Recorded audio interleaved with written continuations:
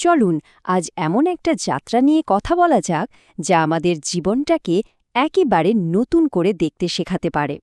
এটা আসলে দুটো জিনিসের একটা মেলবন্ধন, একটা খুব শক্তিশালী অভ্যাস আর তার সাথে একটা পথ দেখানোর মতো দর্শন যা আমাদের ভেতরের আসল শক্তিটাকে জাগিয়ে তোলার রাস্তা দেখায়। আচ্ছা, জীবনে একটু শান্তি, একটু পজিটিভ এনার্জি এর খোঁজটা তো আমাদের সবারই থাকে, তাই না? বিশেষ করে যখন চারপাশে দুনিয়াটা বড্ড কঠিন মনে হয়। আমাদের আজকের আলোচনার শুরুটা ঠিক এই জায়গাটা থেকেই। আসলে আমাদের সবার মনেই একটা ইচ্ছে থাকে, মনটা শান্ত থাকুক, আত্মবিশ্বাস বাড়ুক, আর জীবনের কঠিন রাস্তাগুলো যেন একটু সহজে পেরিয়ে যাওয়া যায়। আসুন এই খোঁজটার আরও গভীরে যাওয়া যাক। অনেকেই তো চান যে তাদের জীবনটা শারীরিক, মানসিক, এমনকি জাগতিক দিক থেকেও বদলে যাক। আর জানেন, এই বদলের চাবিকাঠি কিন্তু লুকিয়ে আছে এক প্রাচীন এবং অত্যন্ত শক্তিশালী একটা মাধ্যমের মধ্যে। এটা এমন এক শক্তি যা শুধু শান্তিই দেয় না, জীবনে একটা নতুন প্রাণশক্তিও এনে দিতে পারে। আর সেই শক্তিশালী মাধ্যমটা আর কিছুই নয়, সেটা হল ভগবান শিবের পবিত্র মন্ত্র ওম নমঃ শিবায়। চলুন এই মন্ত্র আর এর প্রভাব নিয়েই বিস্তারিতভাবে কথা বলা যাক। এই মন্ত্রের যে মূল রূপ সেটা হল নমঃ শিবায়। একে বলা হয় পঞ্চাক্ষরী মন্ত্র, মানে 5টা অক্ষর দিয়ে তৈরি। আর এই 5টা অক্ষরের মধ্যেই কিন্তু অসংখ্য শক্তি লুকিয়ে আছে, যা এই মহাবিশ্বের মূল 5টি উপাদানের প্রতীক। কিন্তু আসল মজাটা শুরু হয় যখন এই নমঃ শিবায়ের আগে মহাবিশ্বের সেই আদি শব্দ মানে ওম যোগ করা হয়। তখন এটা হয়ে যায় ষড়াক্ষরী মন্ত্র। আর এই ওম শব্দটা তো ব্রহ্মা, বিষ্ণু আর শিবের সম্মিলিত শক্তির প্রতীক। এর ফলে কি হয় জানেন, মন্ত্রের শক্তিটা যেন কয়েক গুণ বেড়ে যায়, আর এর ভালো ফলগুলো খুব তাড়াতাড়ি পাওয়া যেতে শুরু করে। আর ভাবছেন এই মহাশক্তিশালী মন্ত্র কতবার জপ করতে হবে? মাত্র 108 বার। হ্যাঁ, ঠিকই শুনছেন, মাত্র 108 বার জপ করলেই এর গভীর প্রভাবটা অনুভব করা শুরু হয়ে যায়, কারণ এটাকে ব্রহ্মাণ্ডের অন্যতম সেরা মন্ত্রগুলোর একটা বলে মনে করা হয়। আচ্ছা, তো এই মন্ত্র জপ করলে বাস্তবে কি কি হতে পারে? চলুন এবার সেটা দেখি। এর ফলগুলো কিন্তু বেশ স্পষ্ট, আর মন দিয়ে করলে খুব তাড়াতাড়ি অনুভব করা যায়। দেখুন, এর প্রভাবগুলো না ধাপে ধাপে কাজ করে। প্রথমত, এর যে ভাইব্রেশন, সেটা জপকারী চারপাশ থেকে সমস্ত নেগেটিভ এনার্জিকে পরিষ্কার করে দেয়।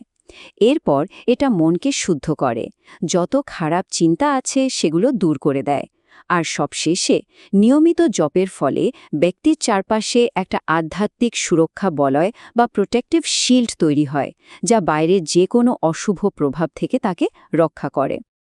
আর সবচেয়ে অবাক করা ব্যাপার কি জানেন, এর জন্য কিন্তু বছরের পর বছর অপেক্ষা করতে হয় না।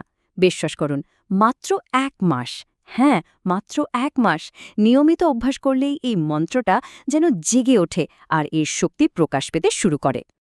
দেখুন, মন্ত্র তো একটা দারুণ শক্তিশালী টুল, এতে কোনো সন্দেহ নেই। কিন্তু এর কার্যকারিতা আরও অনেকখানি বেড়ে যায় যখন এর সাথে জীবনযাপনের জন্য একটা সঠিক দর্শন যোগ হয়। ব্যাপারটা এমন যে মন্ত্র তো রাস্তাটা পরিষ্কার করে দেয়, কিন্তু সেই রাস্তায় কিভাবে হাঁটতে হবে তার জন্য তো জ্ঞান দরকার, তাই না? আর সেই পথ নির্দেশ আমরা পাই শ্রীকৃষ্ণের কাছ থেকে। প্রথম আর সবচেয়ে জরুরি নীতি হল প্রত্যাশা নিয়ন্ত্রণ করা। যখনই আমরা অতিরিক্ত আশা করে ফেলি আর সেটা পূরণ হয় না, তখনই তো কষ্টটা হয়। তাই অপ্রয়োজনীয় মানসিক যন্ত্রণা এড়াতে চাইলে প্রত্যাশাটা সীমিত রাখাই বুদ্ধিমানের কাজ। এরপর আসে কাজের প্রতি ভালোবাসার কথা, মানে ফলের কথা না ভেবে শুধু কাজটাকে ভালোবেসে করে যাওয়া। যখন কেউ নিজের কাজটাকে ভালোবেসে করে, সম্পূর্ণ মনোযোগ দিয়ে করে, তখন সাফল্য কিন্তু ঠিকই তার কাছে চলে আসে। এটা খুব গুরুত্বপূর্ণ একটা পয়েন্ট, আত্মসম্মান। যে মানুষটা নিজেকে সম্মান করতে জানে না, তাকে কিন্তু সমাজও সম্মান করে না। এটা জীবনের একটা বেসিক নিয়ম। নিজের সম্মান নিজের হাতেই থাকে। আর সবশেষে প্রত্যেকটা পরিস্থিতি থেকে শেখার কথা বলা হয়েছে, মানে ভালো হোক বা খারাপ, জীবনের প্রত্যেকটা ঘটনাই কিন্তু একটা শিক্ষা। যে মানুষটা পরিস্থিতির সাথে নিজেকে মানিয়ে নিতে পারে, সে আসলে সবকিছুই শিখে যায়, যে কোনো চ্যালেঞ্জের জন্য তৈরি থাকে। তো যখন এই শক্তিশালী মন্ত্র আর জীবনের এই দর্শন এই দুটো একসাথে মিলে যায় তখন শুরু হয় এক গভীর আধ্যাত্মিক বদল। এটা কিন্তু এক অন্য লেভেলের জার্নি। আর এই যাত্রার ফলে কি কি পাওয়া যায় দেখুন, এর ফলে এমন কিছু ক্ষমতা আসতে শুরু করে যা সাধারণ নয়।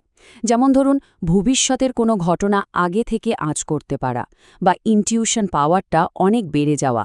এমনকি বাকসিদ্ধি, মানে যা বলা হয় সেটাই সত্যি হয়ে যাওয়ার মতো ক্ষমতাও অর্জন করা সম্ভব। শুধু তাই নয়, কুণ্ডলিনী শক্তির মতো সুপ্ত মহাজাগতিক শক্তিও জেগে উঠতে পারে। আর সব কিছুর শেষে আসে পরমাত্মজ্ঞান। তাহলে শেষ পর্যন্ত মূল কথাটা কি দাঁড়ালো?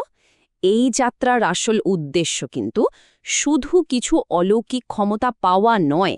আসল লক্ষ্য হল ভেতর থেকে সম্পূর্ণভাবে সচেতন বা জাগ্রত হওয়া, পরম সত্তার সাথে এক হয়ে যাওয়া। তো সবশেষে প্রশ্ন একটাই, নিজের ভেতরের এই অসম্ভব শক্তিকে জাগিয়ে তোলার জন্য, এই রূপান্তরের পথে যাত্রা শুরু করার জন্য মন কি সত্যিই প্রস্তুত?